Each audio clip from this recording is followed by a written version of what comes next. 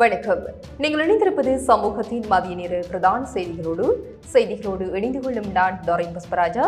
விரிவான செய்திகளுக்குள் செல்வதற்கு முன்னதாக முதலில் தலைப்புச் செய்திகள். கட்டுநாயக்க விமான நிலைய பாதுகாப்பை தீவிரப்படுத்த உயர்மட்ட கலந்துரையாடல். இஷாரா செவ்வந்தி தப்பிச் சென்ற படகை செலுத்திய இளைஞன் கைது. பதிவு செய்யப்பட்ட குற்றவாளிகளுக்கு பாதுகாப்பு வழங்க முடியாது, பாதுகாப்பு அமைச்சர் விளக்கம். அடுத்த வாரம் இந்தியா பறக்கும் சஜித். 2026 முதல் புதிய கல்வி சீர்திருத்தம் அறிமுகம். பாடசாலை நேரத்தில் ஏற்படவுள்ள மாற்றம். இரத்த வாந்தி எடுத்த குடும்பஸ்தர் பலி. யாழில் துயரம். பருத்தித்துறை மரக்கறி சந்தையை பழைய இடத்திற்கு மாற்றக் கோரி வர்த்தகர்கள் போராட்டம். பிரமிட் திட்டத்தில் ஈடுபட்ட 7 பேர் கைது. வேனும் டிப்பரும் நேருக்கு நேர் மோதி மட்டக்களப்பில் கோர விபத்து. 7 பேர் காயம். கொழும்பு துறைமுக கடல் பகுதியில் அடையாளம் தெரியாத சடலம் மீட்பு. 2 தேங்காய்க்காக இலங்கையில் நடந்த கொலை. பல ஆண்டுகள் கழித்து மரண தண்டனை. வானில் பிரகாசிக்க உள்ள லெமன் வால் நட்சத்திரம். இலங்கையர்களும் காணும் வாய்ப்பு.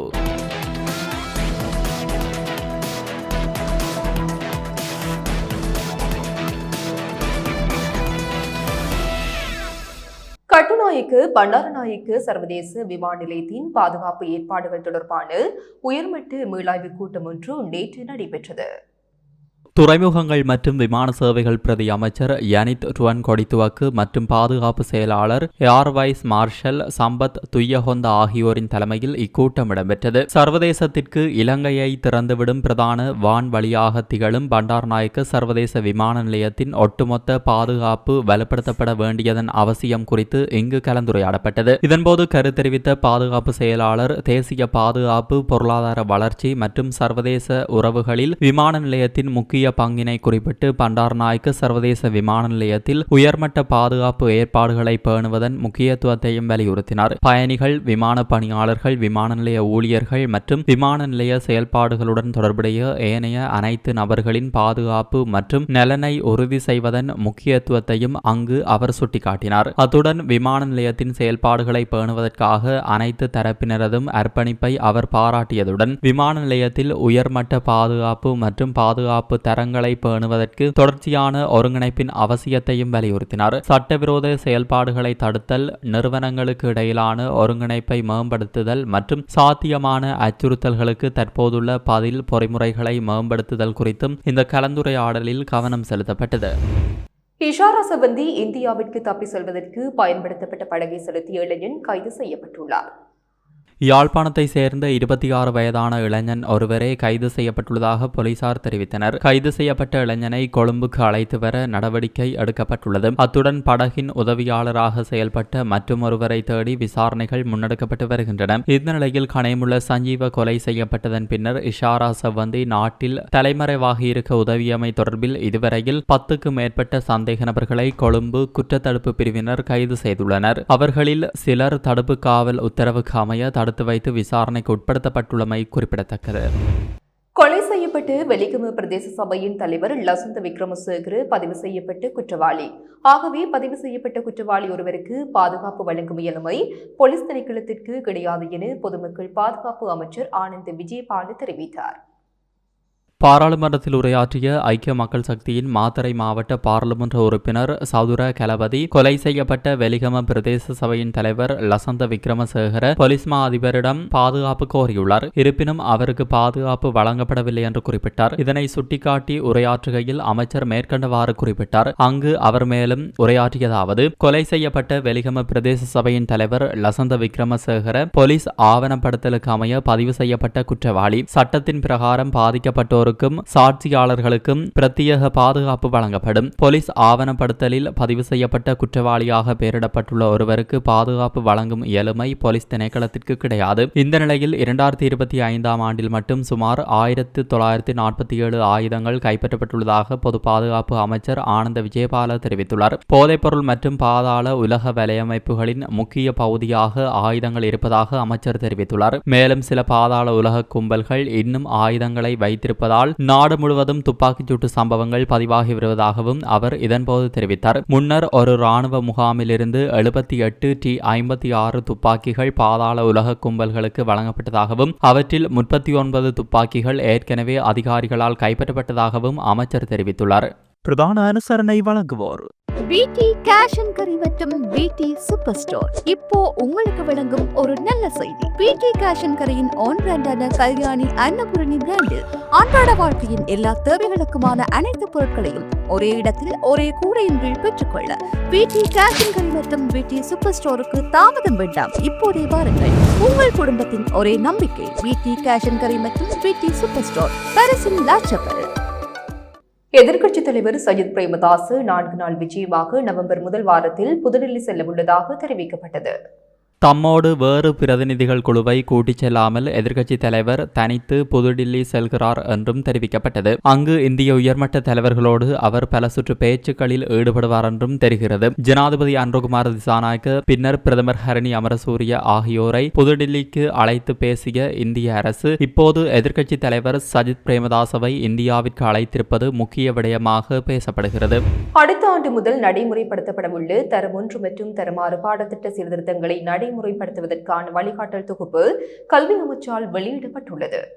அதன்படி புதிய கல்வி சீர்திருத்தங்கள் தொடர்பான சுற்றறிக்கைகள் மற்றும் வழிகாட்டுதல்கள் எதிர்காலத்தில் வெளியிடப்பட உள்ளன. அடுத்த ஆண்டு முதல் நடைமுறைப்படுத்தப்பட உள்ள தரம் 1 மற்றும் தரம் 6 பாடத்திட்ட சீர்திருத்தங்களை நடைமுறைப்படுத்துவதற்கான வழிகாட்டல் தொகுப்பை கல்வி அமைச்சு நேற்று வெளியிட்டது. புதிய சீர்திருத்தங்களின் கீழ் ஆரம்ப கல்வி 3 கட்டங்களாக நடைமுறைப்படுத்தப்பட உள்ளது. அதாவது தரம் 1-2 முதலாம் பிரதான கட்டம், தரம் 3-4 இரண்டாம் பிரதான கட்டம், தரம் 5 மூன்றாம் பிரதான கட்டம் என பிரிக்கப்பட்டுள்ளது. தரம் 1 முதல் 5 வரையான பாடத்திட்டம் தாய்மொழி, ஆங்கில மொழி, இரண்டாம் தேசிய மொழி, கணிதம், சமயமும் விழுமிய கல்வியும், ஆரம்ப விஞ்ஞானம் மற்றும் சூழல் சார்ந்த நடவடிக்கைகள், ஒருங்கிணைந்த அழகியற் கல்வி, சுகாதாரமும் உடற்கல்வியும் மற்றும் பாட இணைப்பு செயல்பாடுகள் ஆகிய 9 பொது கற்றல் துறைகளின் கீழ் வடிவமைக்கப்பட்டுள்ளது. ஆரம்ப பிரிவில் தரம் 1, 2, 3 மற்றும் 4 பாடசாலை நேரங்களில் எந்த மாற்றமும் இல்லை. ஆனால் தரம் 5 பாடசாலை நேரம் முற்பகல் 7:30 முதல் பிற்பகல் 2 மணி வரை ஆகும். தரம் 1 மாணவர்களுக்கு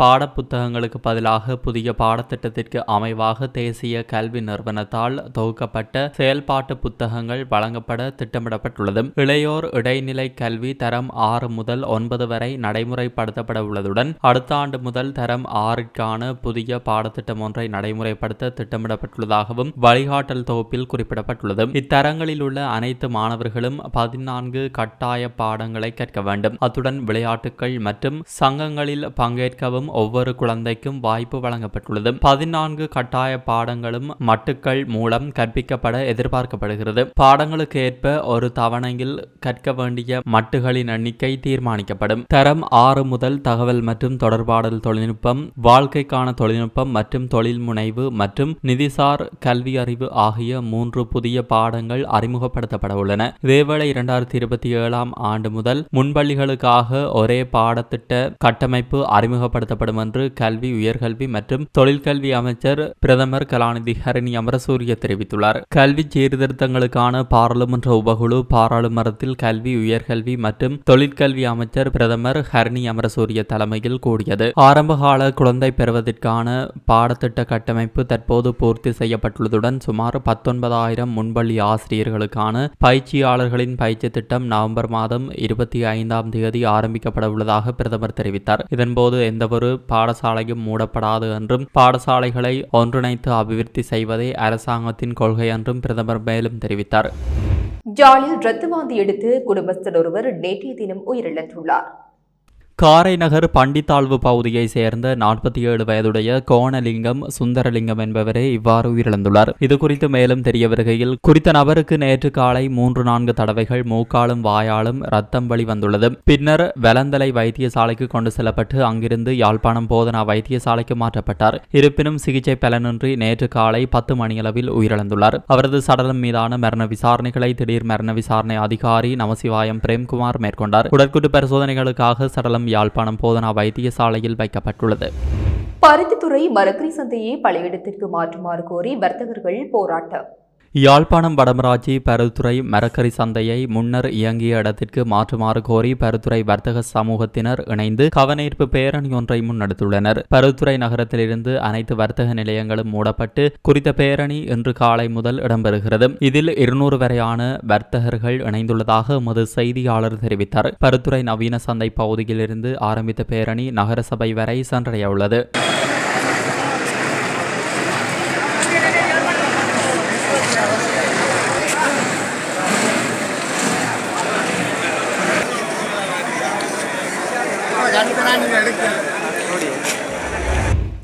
பிரமிட் திட்டத்தை இயக்குதல், ஊக்குவித்தல் மற்றும் அந்த திட்டத்தை நிர்வகித்தல் ஆகிய குற்றச்சாட்டின் பேரில் 7 சந்தேக நபர்கள் நேற்று கைது செய்யப்பட்டனர்.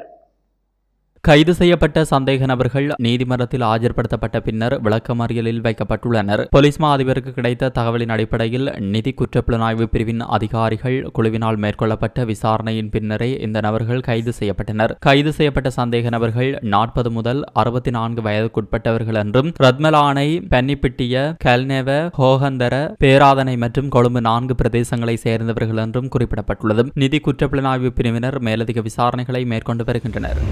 மட்டக்களப்பு வாழைச்சேனை போலீஸ் பிரிவுக்கு உட்பட்டு வாகனேரி சந்தையில் நேற்றைய தினம் மாலை இடம்பெற்ற கோர விபத்தில் 7 பேர் காயமடைந்துள்ளனர்.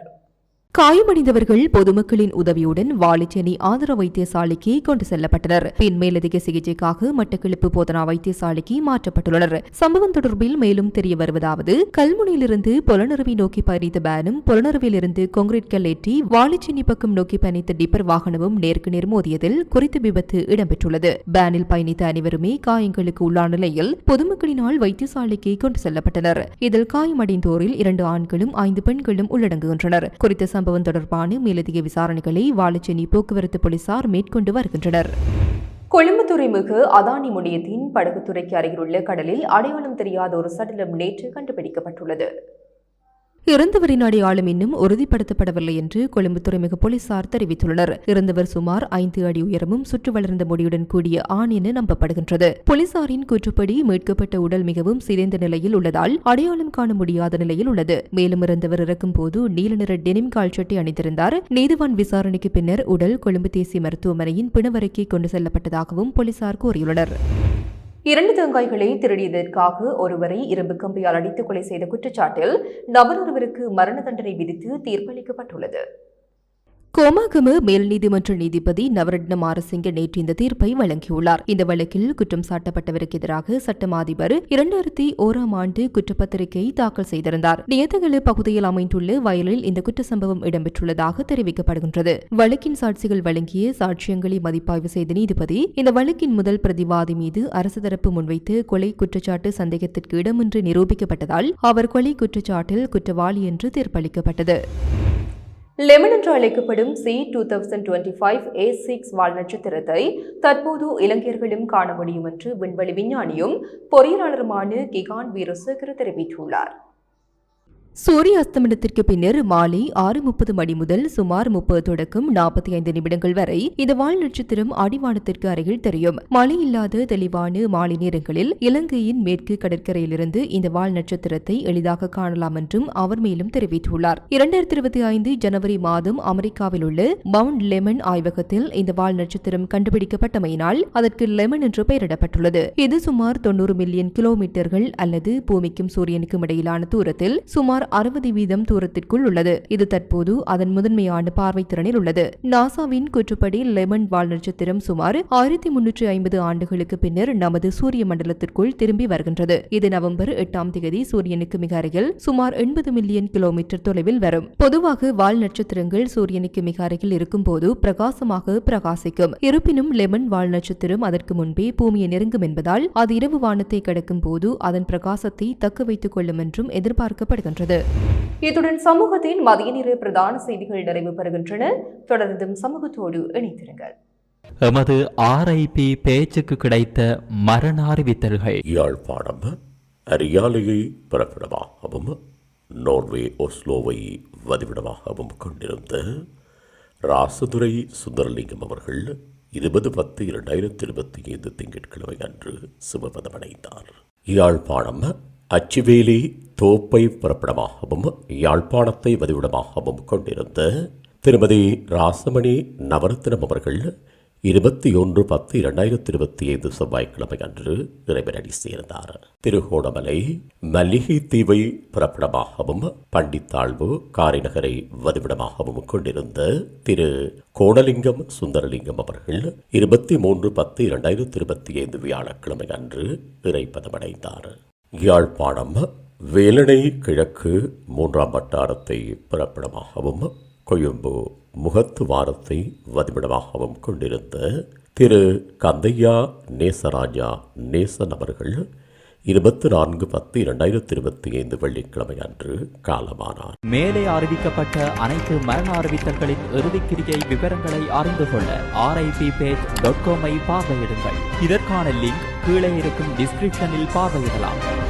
இது போன்ற செய்திகளை தெரிந்து கொள்ள சமூகம் நியூஸ் சேனலை சப்ஸ்கிரைப் செய்து அருகில் உள்ள பெல் பட்டனை கிளிக் செய்யுங்கள். மேலும் இது போன்ற செய்திகளை உடனுக்குடன் தெரிந்து கொள்ள சமூகமீடியா.com என்ற இணையதளத்தின் வாயிலாகவும் எங்களுடன் இணைந்திருங்கள்.